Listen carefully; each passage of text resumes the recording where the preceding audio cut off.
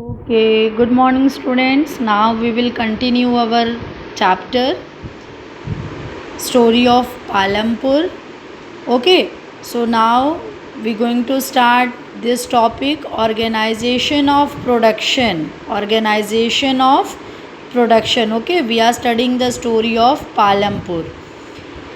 The aim of production is to produce goods and services that we want. Okay, so whatever requirement, if we are living in village or not only in the village, in the cities area, so whatever requirements, whatever need, we want production, we want things, goods, whatever we required, and we want service, job for economic activities, okay, for ourself and our family member.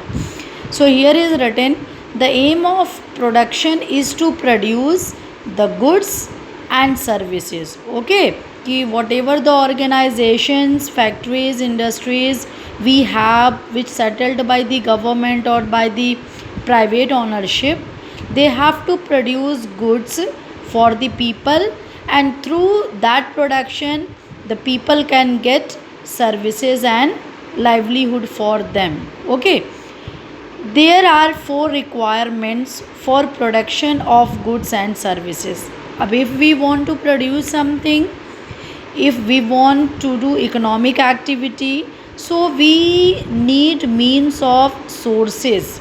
Means sources should be there. If we have source of earning, then only we can get job, then only we can earn more and more money. Okay, so here is written four requirements for production.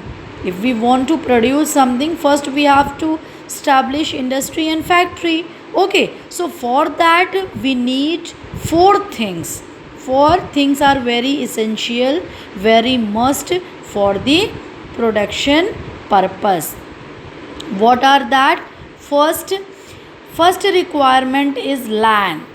Okay, land is the fixed capital, because if we are farmer, if we are doing the agricultural activities, or if we want to find and establish industries, factories.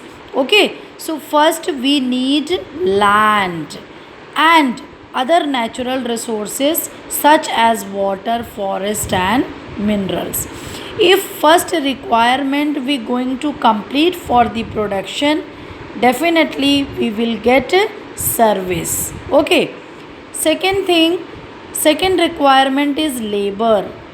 We have land, suppose we have land, okay, we have machines, but if we don't have laborers, we don't have the people, those who will do their job, who will complete that activity, so land and other things are useless in absence of labor.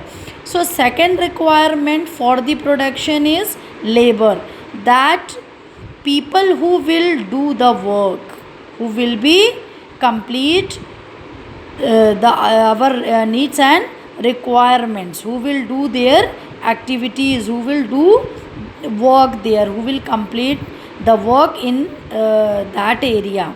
Okay, some production activities require highly educated workers to perform the necessary tasks.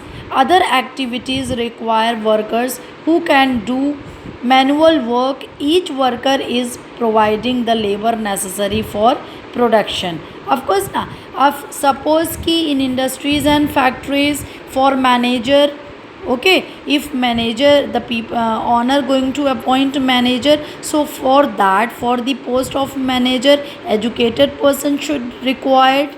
Okay, so person should be educated. If in industries and factories people have to work through the machine, through the machineries, so of course workers should be educated, then they know how they will operate machines, yeah, how they will work with the machines. Okay, how they will perform there. Okay, or for in the constructions areas, or in where machines are not there, only human power used by the people owner and factories and industries. So of course there is education is not matter there. We can take example of construction areas where casual laborers are working, so it's not necessary that how much they are educated. Okay. Third requirement is physical capital, that the variety of inputs. Okay, physical capital, that the variety of inputs required are the items that come under physical capital. Okay, a third most important requirement is the physical capital. Okay, what are the physical capital? What inputs, what varieties of things, raw materials you have. Okay, so first point is here tools, machines, buildings. ठीक है, tools, machines and buildings. Tools and machines range from very simple tools such as farmer's plow to sophisticated machine such as generates, okay, turbines, computer, etc. Tools, machine, building can be used in production over many years and are called fixed capital. Okay, so these things are the fixed capital. These things people required for working, for completing their needs and requirements. Okay, so tools, machine and buildings are the fixed capital. Understood?